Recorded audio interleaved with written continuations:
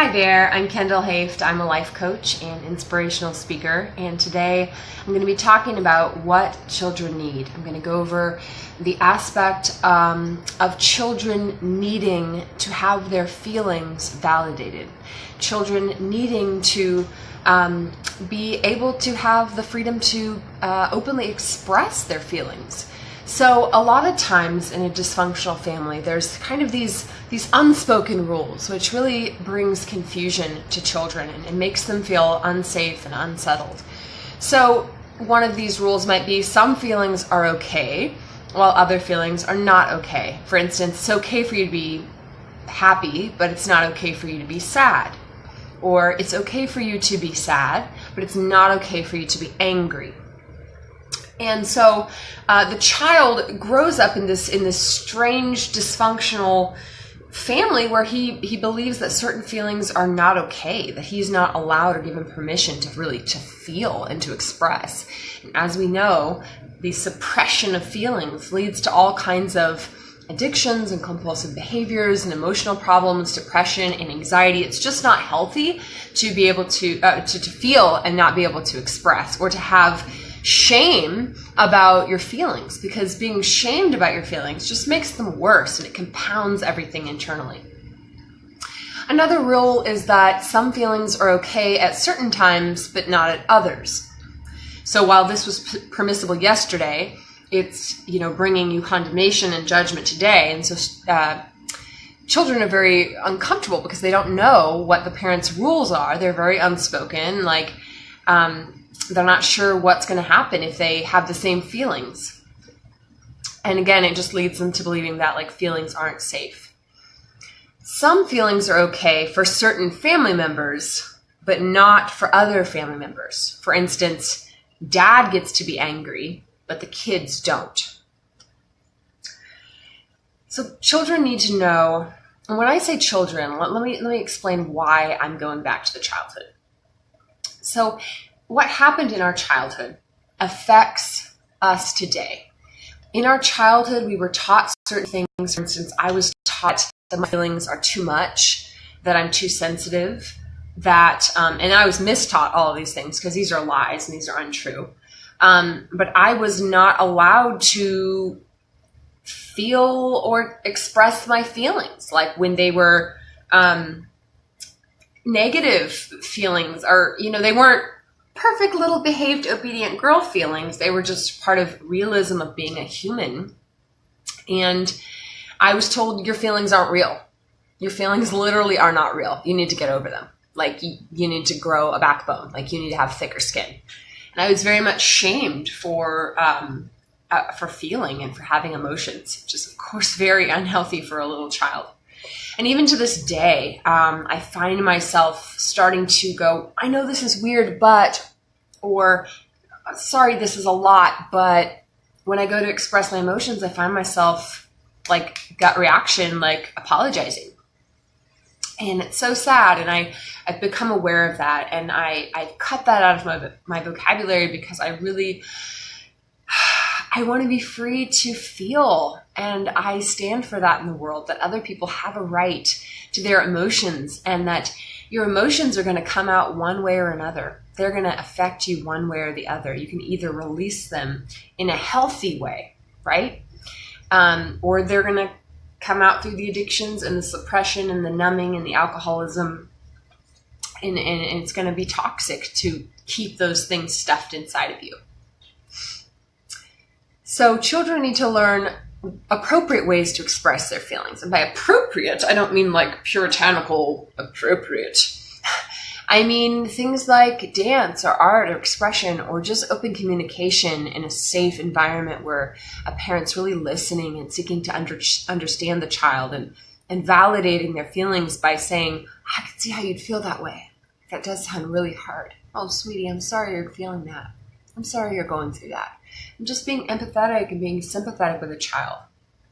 So this video is called What Children Need, but it's really what all of us need, because we're still children. That inner child is still in there, that person that you truly are, who is innocent and light, spontaneous, and creative, and free, and pure, and trusting. And so we honor ourselves by honoring the child inside.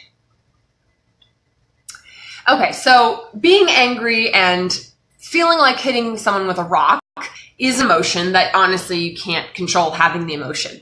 Now, you don't go and hit the guy with the rock, but maybe you do this powerful dance. Now, I'm always going to go to dance because that's my release. But maybe just, a parent who could say, "You seem very angry, Johnny. Can you try to tell me what's making you angry or why you feel that way?" And allowing them to openly release and express that emotion to you. Validating a child's feelings means acknowledging that they exist. See, feelings aren't good or bad. They're just feelings. They may or may not be aligned with the truth. They're either aligned with the truth. Okay, I feel like you don't like me. Well, that's actually not aligned with the truth. I actually do like you. However, that's a real feeling in that it exists, in that you feel it. So it's important to not shame people for those feelings. Be like, you shouldn't feel that way. Well, we can't help how we feel initially. We can choose how we're going to deal with or overcome or express those feelings. But having that, it's nothing to be so harsh on ourselves for. So sad, parents that expect children to deny their feelings, saying, "Quit crying, that doesn't hurt," or "Go into the basement to get wood. You're not scared. You're not afraid. Like, stop crying, I'm not impressed." As though, feelings are a way of manipulating, the child. This stuff really pisses me off, to be honest. And part of that is, in my childhood, again, I was told my feelings weren't real, and I was shamed for having feelings, and I was shamed for expressing my feelings. I was shamed for, I was not allowed to feel, and I was shamed for expressing creatively. Like, I love to dance in public. I love to be loud and laugh and giggle and perform and act and do all these things that are so me. And because my grandparents were kind of from the 50s, and that time period was more suppressed and rule-based, they did not allow me to be myself other than when I was on the stage, and that was allowed because societally we can act wacky and clownish on a stage, but what if that's really how and who that person wants to show up in the world, And there's just too many dictations on how people ought or should, all these moral obligations about how people ought to behave, instead of just allowing people to grow and blossom and to come into their full expression.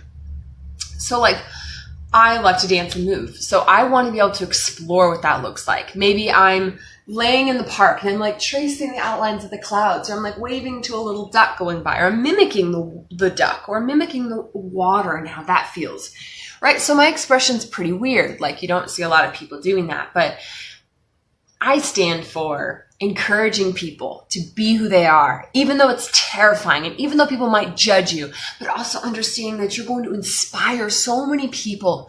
You're going to give them freedom to step into who they were created to be, what their purpose is, what they were destined for on this planet, to shine and to be bright and to make a difference for love and for light and for hope. Woo! Got powered up there. Woo!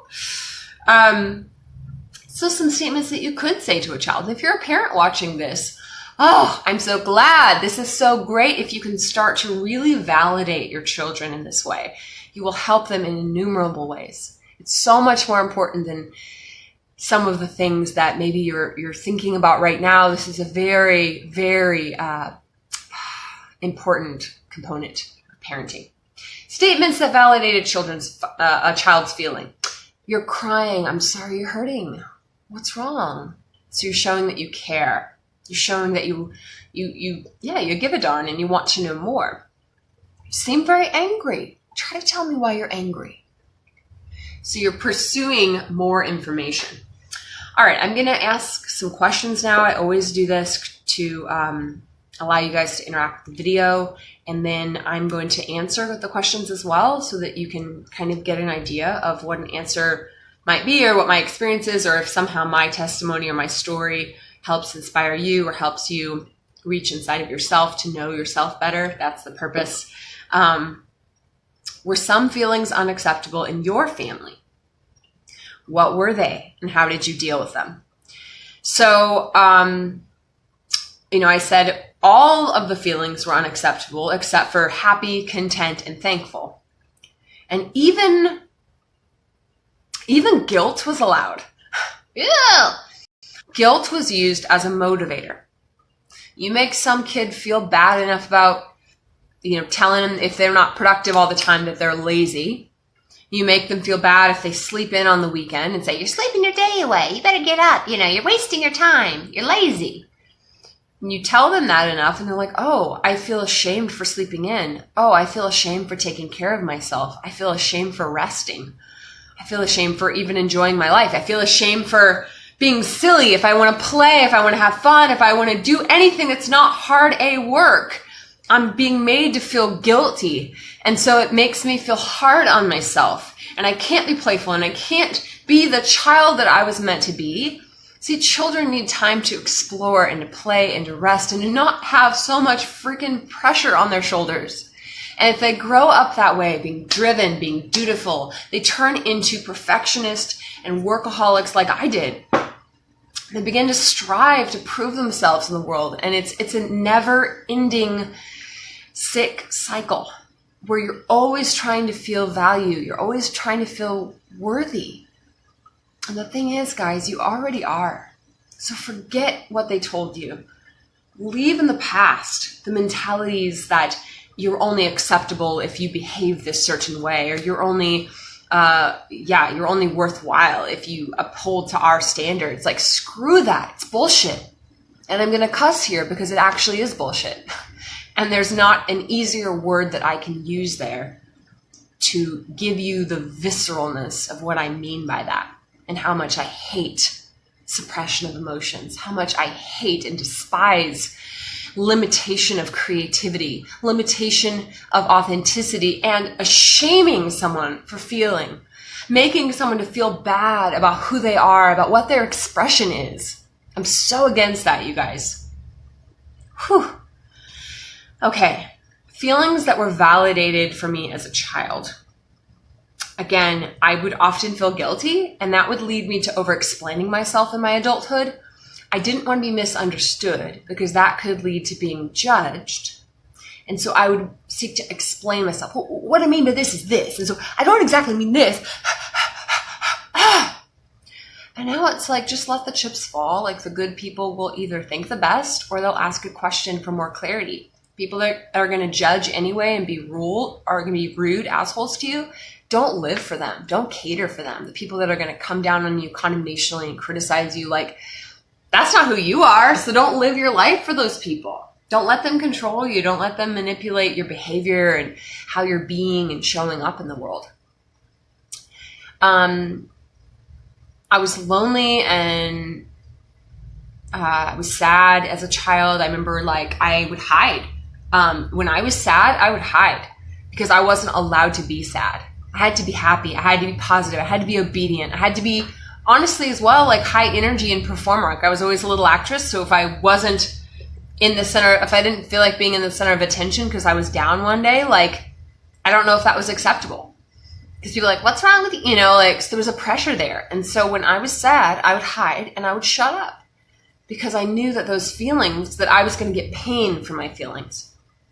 That when I expressed how I felt, I was going to be hurt and rejected and criticized and come down upon. Also being silly. Like, I'm hard on myself to this freaking day when I want to be like, or dance in the park or just express my zany side. Like, there's the sense of guilt. Like, you shouldn't. You ought not. This very puritanical, moral. This is how we sit and this is how we behave and this is manners and this is politeness. And that's why I'm such a stand for, like, screw that. If that gives you something and you're not, I have a very jaded sense of sort of the Southern lady or politeness or doing what you're told or speaking when spoken to or doing it in such a correct way and, like, social protocol. I really give a middle finger to all that stuff because of what it means for me. So if that's working for you and you still have love and light in your life and you feel happy, I'm not judging that. But I am explaining, maybe over-explaining, but I am explaining why I don't resonate with just the sense of manners and politeness and protocol and this 50s ideal of like what people should be and what a woman should be. Now, I am a housewife, sort of. I'm a homemaker. I'm a happy homemaker. I choose to be in my home and to serve my husband, and because that's what is my zen. That's what's my bliss. That's what makes me happy. That's what gives me purpose. That's what makes me feel joyful. So anyway, just a side note, I'm kind of one of those, I guess. So if it's really all about freedom, then we should let people stay in the home or outside of the home as women, whatever they want to do, basically. You can't limit freedom and say, well, freedom is if you're working as a career woman. No, freedom is doing whatever the F you want, which is what I'm doing with my life. So just to put that out there, I'm a happy homemaker. I'm a modern homemaker. And I do it in my own way. And it's super fun and creative, and I feel 100% free. There's no obligation for me to have dinner ready. There's no nothing. I do everything from the heart as a joyful gift, and it's super genuine. Okay, I got off on a tangent, and we're back. All right. It's okay. Allow yourself to feel. Allow yourself to get back in touch with your emotions. And if you're with someone and it's a powerful moment and you feel something, like, don't hold yourself back anymore. Like, let it out. And if you're a man, like, wow, you have the opportunity to really make an impact and to give other men the permission to be sensitive and soft and sweet in all the little ways that men really are. They're told, be a man, and all that 50s crap that told them they had to be a certain way and that they had to be tough and strong and that they couldn't just be. So I have such a heart for men. And my coaching, I just coach women, but I have such a heart for men who grew up with this kind of societal pressure and expectation. Okay, one more question. Were some feelings okay for some people in your family, but not okay for you? Was dad allowed to get angry? Was dad allowed to be sad and depressed, but you weren't?